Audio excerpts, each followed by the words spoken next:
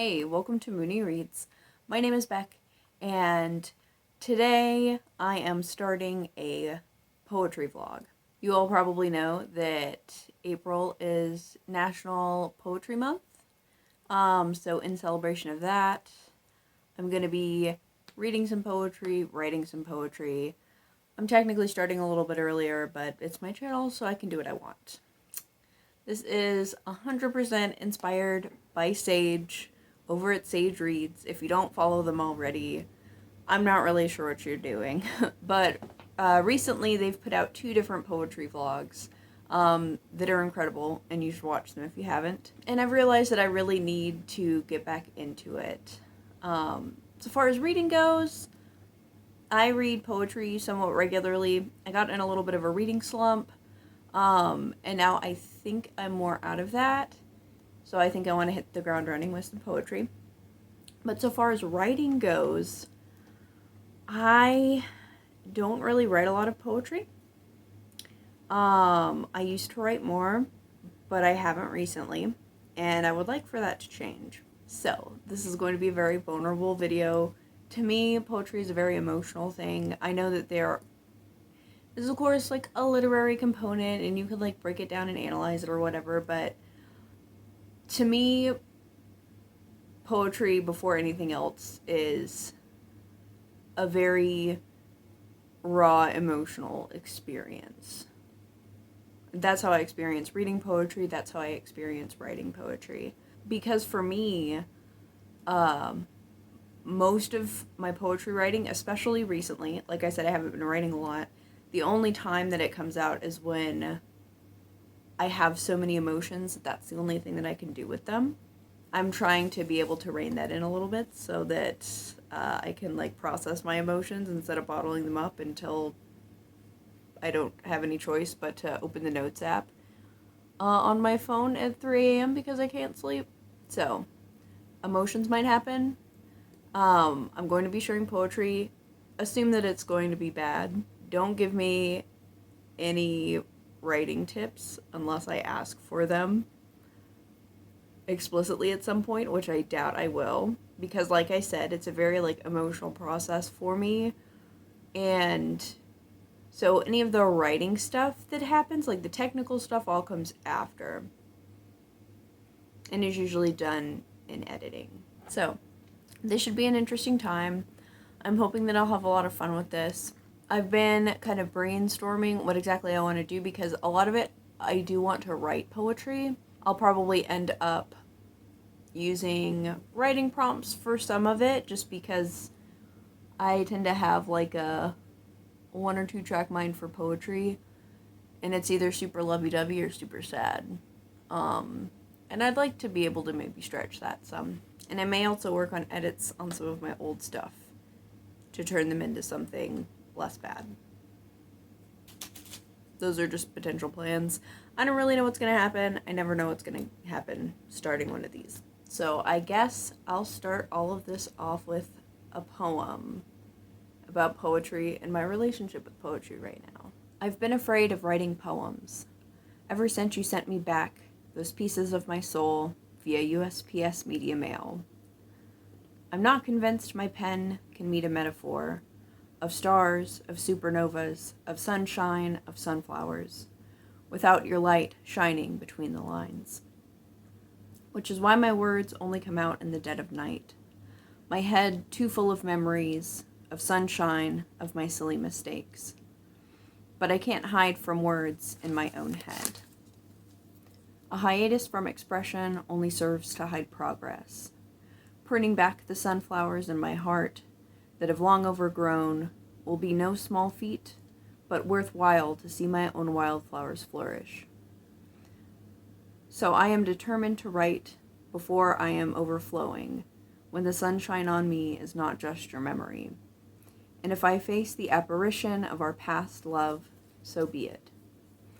Ghosts may frighten, but they cannot hurt me if I can tattoo my truth on their chains.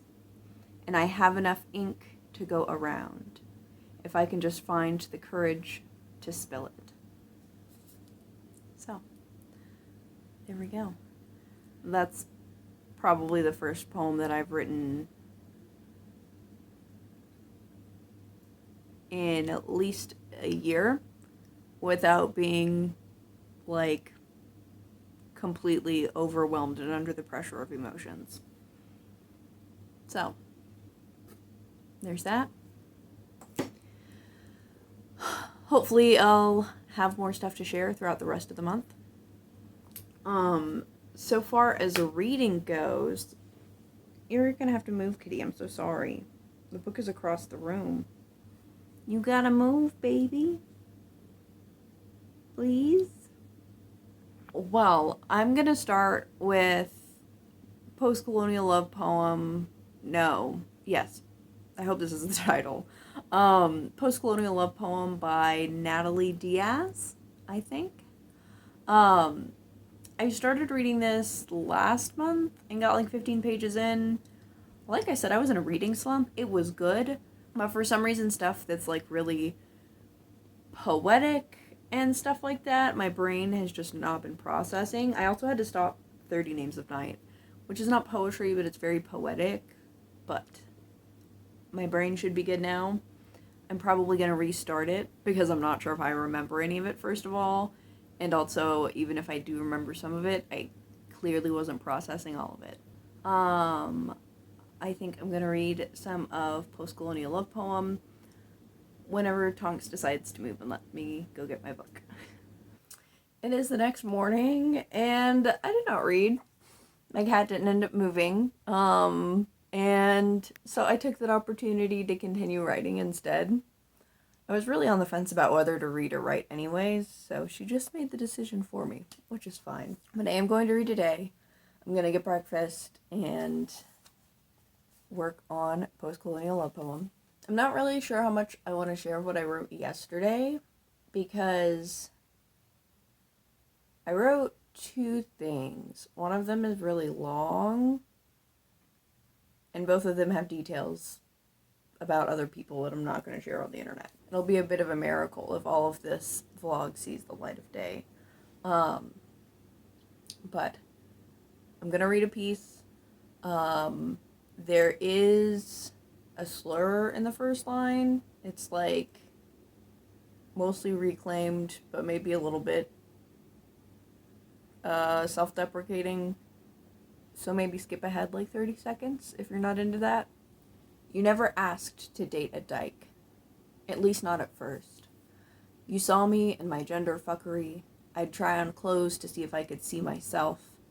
Your intuition was unprecedented. At times you knew my feelings like your own, both too obscured for me to see.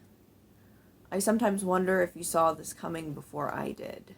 If monogamy with a man didn't sound so much like 40 to life, you're the one I could have worked with.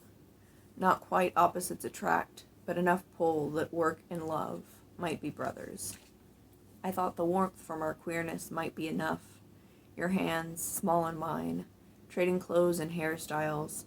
If I focused on our similarity, maybe I could forget that making out felt like putting on a show.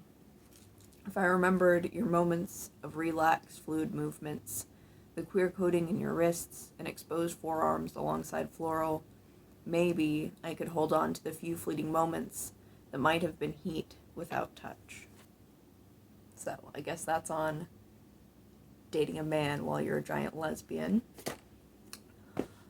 So, that's a little piece of what I worked on.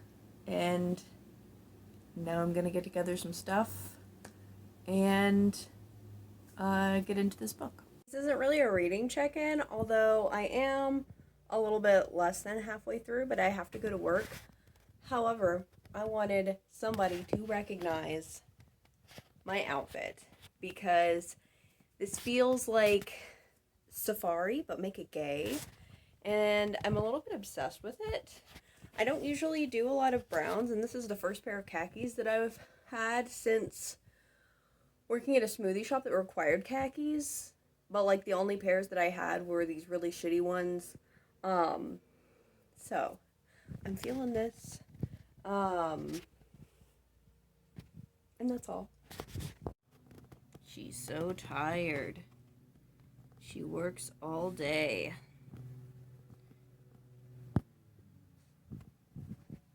Doing such a good job. Okay, I still haven't quite gone to work yet, but I just got a package, and it's not book related, but it's so cute. Y'all don't need my address. Okay, how am I gonna do this? First of all, the packaging has a super cute sticker. I'm gonna have to turn this around. I don't know why I decided to stand here. This bookshelf as a background is gonna be much more interesting than my very cluttered table, so we'll do it this way. Okay, so first, this is what the little package inside looks like. It's got this adorable little cat sticker, which is beautiful. It also came with a free sticker, the eyeballs emoji, which I highly appreciate. Okay, so I managed to not break it.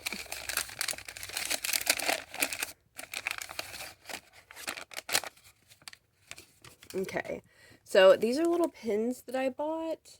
I'll show you why here in a minute.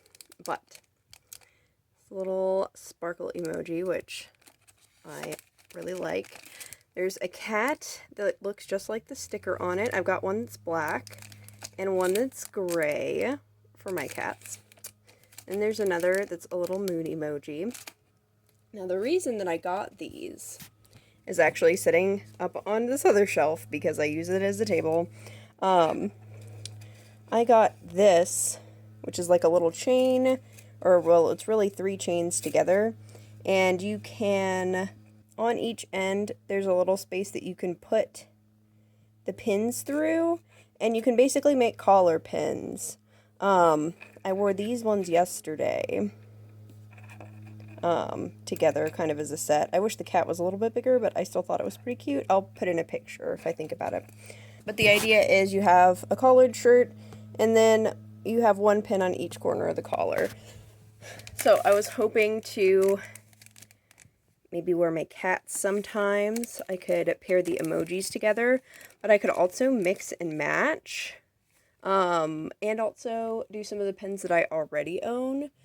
And I don't have as many enamel pins as I do whatever the other type of pins are called, but we can actually go over here to see more of them. This one I really want to wear. That one's cute, but I don't really know what I'd wear it with.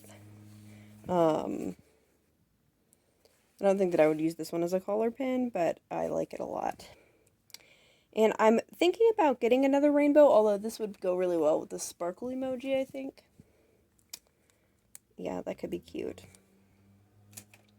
I don't know. I've got options, and I've just recently found that the collar pin with the chain bit gives me a lot of serotonin and some gender euphoria. So that's, yeah. This is nothing to do with poetry or books whatsoever, but it's nice. It is a couple days later at this point. I don't know what time is, but I finished Postcolonial Love Poem, and it was really beautiful. I know that I've heard a couple of people recommend this, but I feel like I'm never quite sure what to expect when I pick up a poetry collection. I knew, obviously, from the title and everything else that it was gonna touch on her experience as an Indigenous person. But I didn't really know the specifics of how that was going to be done. I also didn't know about the other themes of the book. So this talks a lot about colonialism and violence, but she also talks about sexuality as well. I didn't know that this was going to be queer, but it is, so that's cool. That was surprising, and the, like, sensual, like, a little bit, like, erotic nature of some of this was unexpected, but very nice. I think my favorite poems, it's hard to say because there were a couple of shorter ones that I liked, but I loved the idea, of a lot of the longer ones that she has. I say a lot of the longer ones. I think she does this like maybe 3 different times, where she has kind of one theme that runs throughout all of the kind of mini poems. The First Water is the Body, Exhibits from the American Water Museum, and Snake Light. Those three were very conceptually interesting because they were all kind of playing on the same motif, kind of the series of smaller poems. So overall, this was a great experience. There was a lot in here that was really beautiful. There were parts of it that were very sad, devastating. And there were times where those things, like, blended in different ways. So this is a beautiful collection. Definitely pick it up if you're interested in poetry. So I think next I'm going to start Danez Smith's Black Movie. I just got this recently. I have read 2 of Danez Smith's other works. I read Don't Call Us Dead and Homie, and they were both excellent. If you haven't checked out any of their stuff yet, I don't know what you're doing, but you need to check them out. I know their work is incredible, so I'm looking forward to this. I know that this was earlier than the other 2. Homie is their most recent one. This seems a little bit shorter than the others, but that's okay. I haven't written a ton since I last checked in, but I do have something that I can read. And I feel like all of these are, like, sad and romance adjacent, and I don't want all of the stuff that I write to be about that, but this is one of the things that I wrote.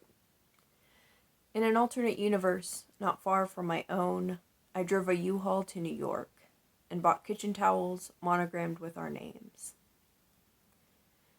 In an alternate universe, I left him sooner, so I'd have more time with you and less time with thoughts that should have been too sharp to look at, but were too bright to ignore.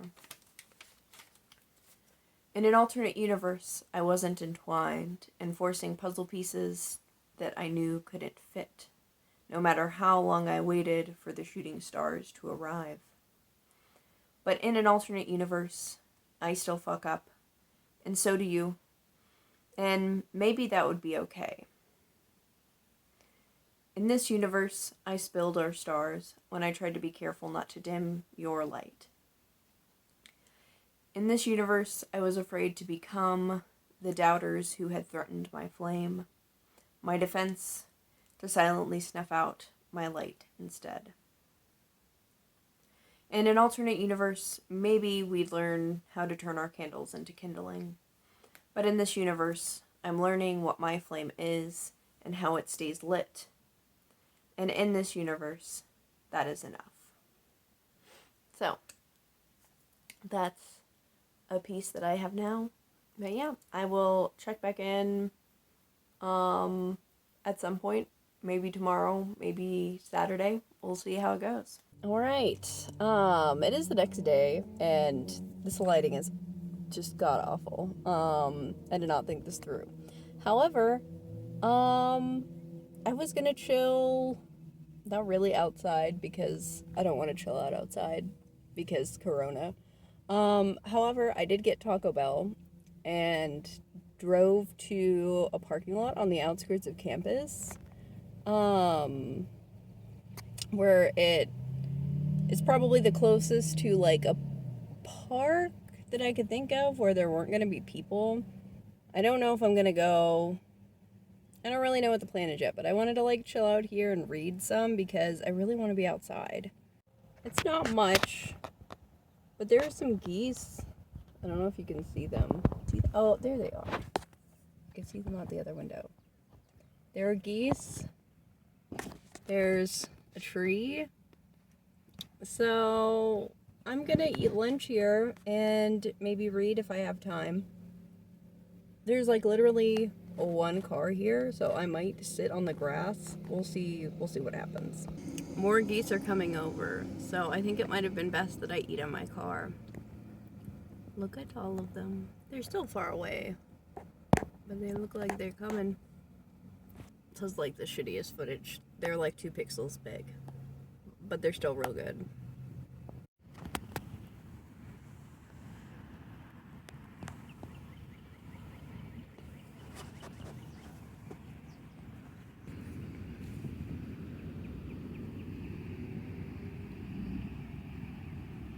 Oh, there's little ducks too, not just geese. It looks like a mama and a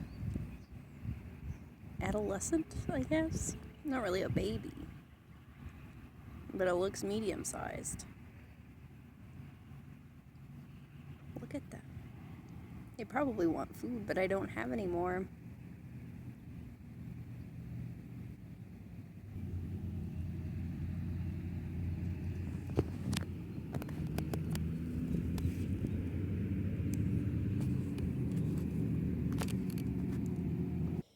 In trying to find myself, I can't help but find pieces of other people in every corner. Even in nature, everything is nostalgia. She shows me the hidden duck pond. He somehow convinces me to run, then walk, then run again. I am alone, but in a yard mere feet from the people I call home.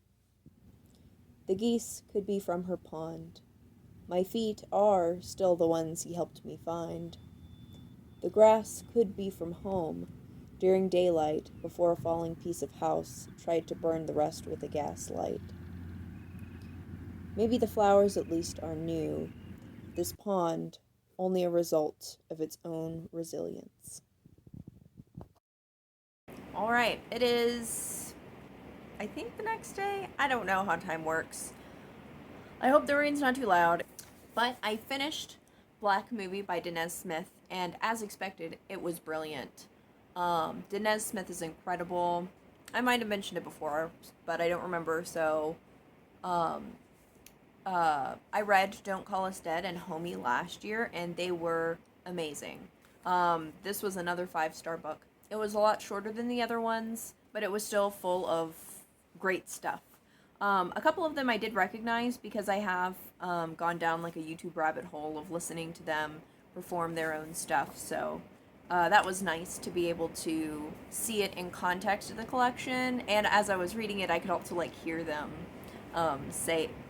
perform it too, so that was cool. I really liked that this collection was all connected thematically. This is all directly based around film.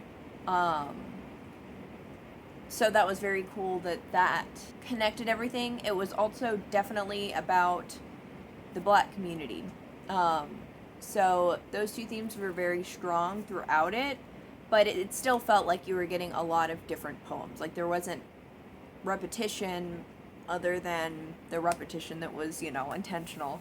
And the thing with Danez Smith's collections is that there are so many hard-hitting poems. Like in a lot of collections, it's like most of it's pretty good, and then there are one or two that afterwards you're like, oh shit, like that. But it's like they have more poems that are really strong than poems that aren't. So it's a very engaging collection. And as much as a lot of this, like the vast majority of it, like it talks about violence that Black people have to deal with and the trauma, but they wrap all of this up talking about the joy, even, after acknowledging how hard joy is in this context, they still wrap it up with that. So it's very beautiful. Definitely a 5-star collection. I would highly recommend everything that they have done. That was also technically my first read for the Queer Weekend, which is happening this weekend. That rain is so loud. I'm so sorry. But I've got to figure out exactly what I want to do for that. I could definitely read more poetry. Oh! I have a small haul that is directly related to poetry, because it is poetry. I have a poetry haul. So I thought that I would share that. I have no idea if I'm going to read these in this video. I'll probably read them sometime this month, so you'll get to see me read it because I'll be posting more of these throughout. I didn't have this planned out originally, but this is going to be the first vlog of National Poetry Month. I'm going to put out a vlog each week. It's going to be like the 24th of March to the 24th of April, or maybe after the 24th of April, I don't know. I didn't even know what I was doing at the beginning of the week. So you can expect other vlogs centered around poetry. Not just this one. This will just be the first. because if I tried to make the whole month in one vlog, it would probably not work very well because I talk a lot. So, today I got 2 books. I've been doing way too much book shopping. I've considered making a haul. I was going to do like a birthday haul, but then I kept like, oh, I got some birthday money and I bought some books with that. And now it's like almost the end of March, so it would be all the books that I bought the first 3 months of the year where I did a lot of book buying because I had Christmas money, birthday money, and then stimulus check money. So I don't know if I want to do all that in one video or do like themed hauls, or if I don't want to do a haul at all. I don't know.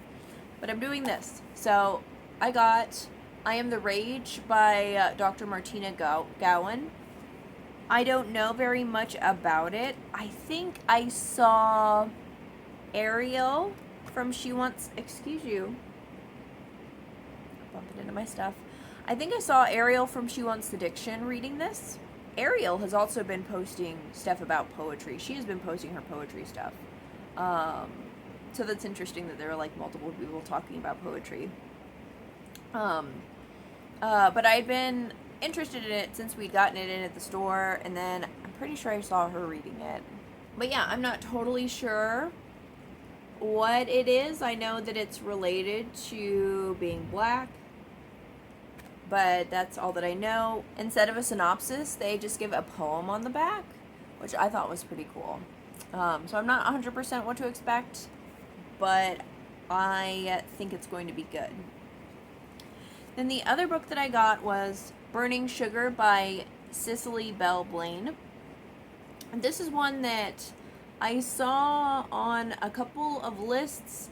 I was actually doing some research at work because one of the like sections that I'm kind of in charge of is poetry, and so I was like looking up lists. I was like, okay, so what's popular right now? What are people gonna want to get? That sort of a thing. And I saw this, and it sounded so cool. And it's also a part of Vivek Sharaya's, I don't know if it's like a publisher or an imprint or what the technical word is, but it's associated with her, and that's pretty cool. I haven't read any of her total collections, but I've seen some of the stuff that she's done. I really wanted to order one of her books, but you can't get it through my bookstore, so I'll have to see how to go about getting that. But anyways, I'll just read the back of it because I'm not sure what either of these are about because I haven't read them yet. But the back says, in this incendiary debut collection, activist and poet Cicely Belle Blain intimately revisits familiar spaces in geography, in the arts, and in personal history to expose the legacy of colonization and its impact on black bodies. In Burning Sugar, verse and wow, okay. In Burning Sugar, verse and epistolary, racism and resilience, pain and precarity are flawlessly sewn together by mighty hands of a black queer femme to tell the story of a challenging, complex, nuanced, and joyful life. So that sounds excellent, and this cover is fucking beautiful. So yeah. That's what I got. I don't really know what poetry collection I'm going to read next, or if I want to read something else, because it is the queer weekend, and I technically have, well, a lot of TBR books that I should have already read, but I have some queer books on my TBR that I could read, and I also have some books that aren't on my TBR that I could read, so I guess I'll figure that out and check back in when some poetry shit happens. It is Tuesday. I did finish 30 Names of Night over the weekend, and it was excellent. Highly recommend. I won't start talking about it because then I won't stop, but this is the best book that I read all year. I started another book as well, but that's for kind of a different project, so I won't talk about it on here. The rest of the week, I'm going to be reading that book and preparing for a conference. If anyone is interested in LGBT stuff, the conference is free. Links will be in the description. I speak on April 2nd at 1:15 Central Time, but there's going to be a lot of other events on Thursday, Friday, and Saturday. The theme of the whole conference has to do with LGBT history. My speech in particular is going to be talking about LGBT identity language, so words that we use to talk about ourselves. I'll talk a little bit about history, and then I'll talk about my thesis research, which looks at why people use identity language, specifically people who use words that are newer or less known. I was kind of looking at what role it played in people's development and their social circles, social interactions. So if you're interested in any of that, links for that will be in the description. This should be up before then because I've been kind of editing this vlog as I go. But yeah, that's all that I have for this one. If you've watched this far, I hope you enjoyed it. I'll be posting these throughout the month, more than likely alongside other videos too. So yeah, thank you all so much for watching. Bye.